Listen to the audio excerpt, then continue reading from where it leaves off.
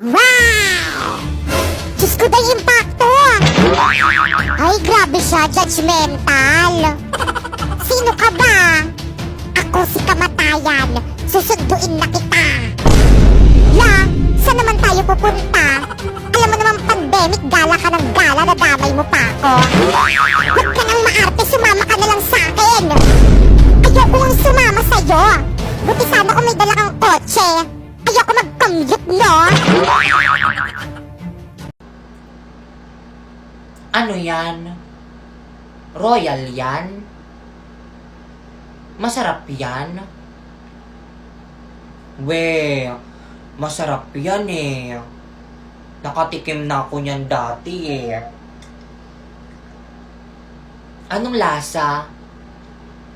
Ah, orange. Penge, oh. Konti lang eh. Hanggang dito lang. Titikman ko lang. Damot. Hoy!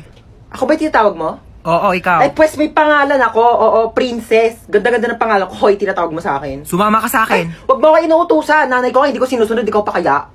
Ay! Ako rin? Oh my gosh, don't mind me. I'm just saying nga. Pero kasi your car is very cheap and dirty para sumakay ako dyan, you know. Gusto mo bilang kita Ferrari o kaya some other brand new cars tsaka makakikidnapin. Here's my money. Aray! Gusto mo? La, gusto kita. Ah! May jowa ka? Ay, kidnapper ka? Oo. Akala ko magdanakaw ka. Bakit? Ninakaw mo kasi yung puso ko. Pangat-pangat naman dito. Tapat mo nga sa akin aircon, ang init. Kainis. Hindi ko in-expect na makikidnap tayo ngayon, guys. E di sana nagdala ko ng maraming cash. Credit card lang dala ko ngayon eh. Like barya-barya, 1 million na lang yung laman. May jowa ka? Ay! Anyari kuya? Na-flat yung gulong? Yeah, parang ikaw. Ikaw nga, flat yung ilong mo? Bawiin mo yan! Ay! Tumigil nga kayong dalawa. Gusto nyo bawian ko kayo na buhay? Besh, ang pogi ng escort, no? Oo nga, Besh. Nakaka-fall. Mahulog ka sana dyan sa bangkito mo. By the way, Besh, gusto mo iboto kitang muse? Bagay ka naman dun eh. Ano ba, Besh? Para kang sira. Hindi naman ako maganda eh. Naku, ang ganda-ganda mo kaya, Besh, lalo na kapag nakaliptin ka. Ano ba? Hindi naman. Pero thank you. You're welcome, Besh. Hay naku, naniwala naman agad ang uto-uto. Hindi ka maganda, Besh. Hindi kayo bagay ng escort. Mas bagay kami. Duh. Besh, nakuha mo na yung card mo? Oo, Besh. Patingin mo? Sige, basta patingin na rin ang card mo. Sige, Wow naman, Besh, puro line of 90 ka. Sana all matataas ang grade. Anong mataas? Ang baba ko kaya. Huwag ka nang pahambol. Pahambol ka pe. Keep it up, Besh. Hay naku, palibhasa sip-sip sa mga teacher kaya ang tataas ng mga grades. Mas matalino pa rin ako sa'yo, Besh. Duh. Nawawala yung cellphone ko. Nasaan na? Yung cellphone ko, tinago mo. Sus, hindi daw. Ikaw lang naman yung mahilig magtago ng cellphone dyan eh. Akin na. Ayaw pa kasi ibigay eh. Papatayin ako ni mama yun pag nawala yun eh. Popoy, anong iniiyak-iyak mo? Yung cellphone ko po, ma'am, nawawala. May nagtago. Di bang sabi ko wala magdadala ng cellphone? Hanapin mo mabuti dyan sa may bag mo. Hinanap ko na nga po dito sa bag.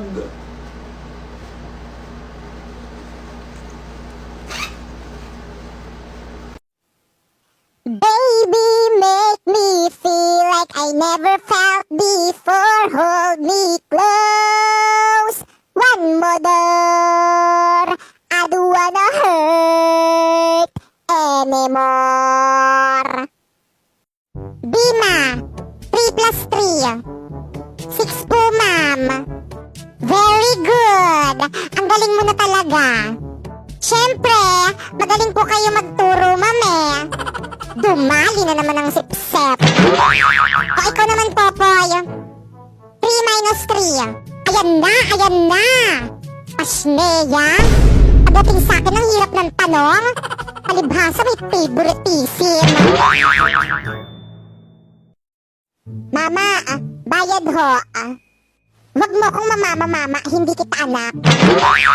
Attitude Akin na bayad mo. Ito po. Saan galing? Malamang sa akin. I mean, saan papunta? E di sa'yo. Batang pasaway at lahat sasabay. Mama, sukli ko ho. Pilosopo kang bata ka, Umanda ka sa akin. Sukli mo. Mama, bakit kulang to? Magkano ba kya po? Bakit? Bibilhin mo?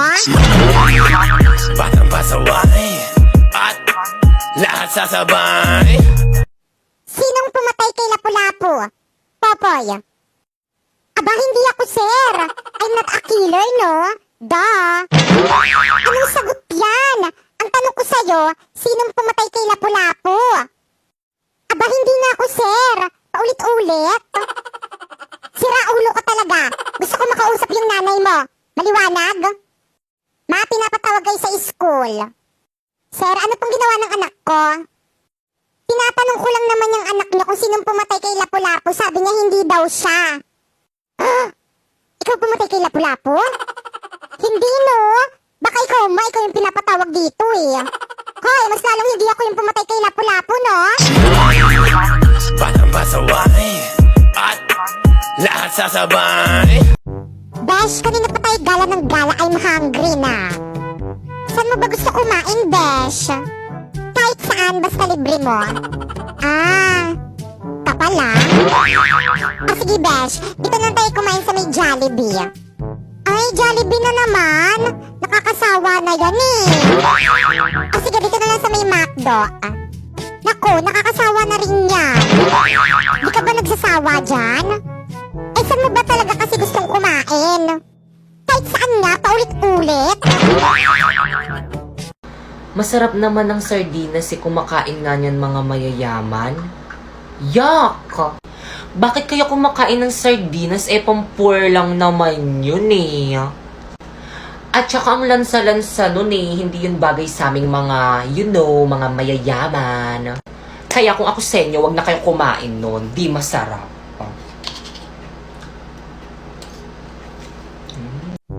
Anak, ba't may pasaka?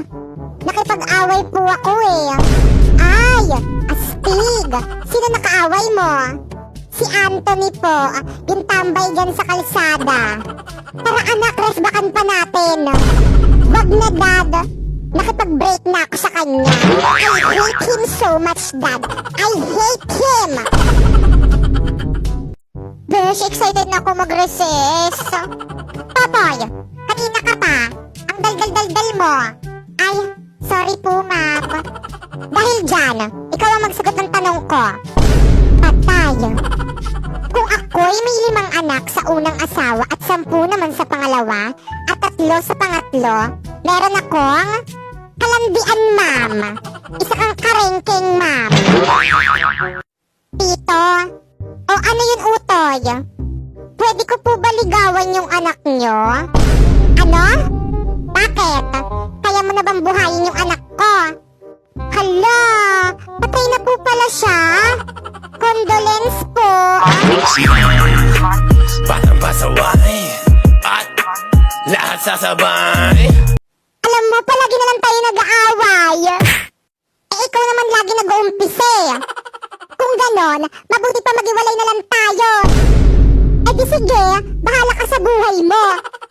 Talaga, magati tayo sa mga anak natin. Sige, basta sa akin yung mga gwapo at maganda. Aba, talagang pinili mo pa talaga yung hindi naman sa'yo.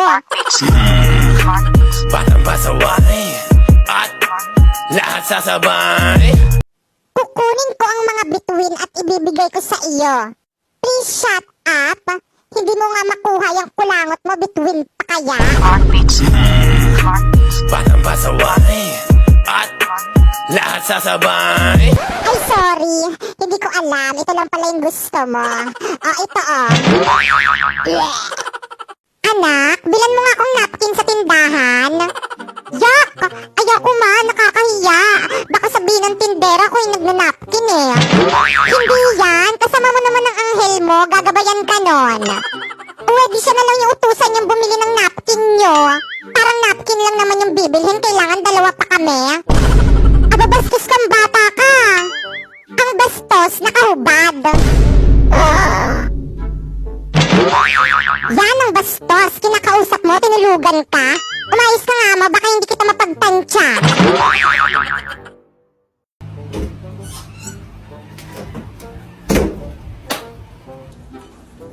Napakadamo. O anak, nandiyan ka na pala. O bakit nakasimangot ka? Ayusin mo nga yung mukha mo, nakakairitang tignan. Paano ba naman kasi, ma? Yung kaklasiko, napakadamot. Aba, ano ba ginawa sa'yo ng kaklase mo? Paano ba naman kasi, hindi niya ako in-invite sa may burol ng mama niya. Hindi tuloy ako nakakain ng biscuit, ng candy, at hindi rin ako nakainom ng sesto. Favorite ko pa man din yun. Ay, oo nga, ang damot nga niyang kaklase mo. Oo nga, ama. Di bale, kapag nakita ko yan, kakausapin ko yan. Hindi ko rin siya i-invite sa may burol mo, ma. Para hindi siya makakain ng mga handa natin. OMG, excited na ako sa may burol mo, ma. Ay, walang yak. Ah! Aray!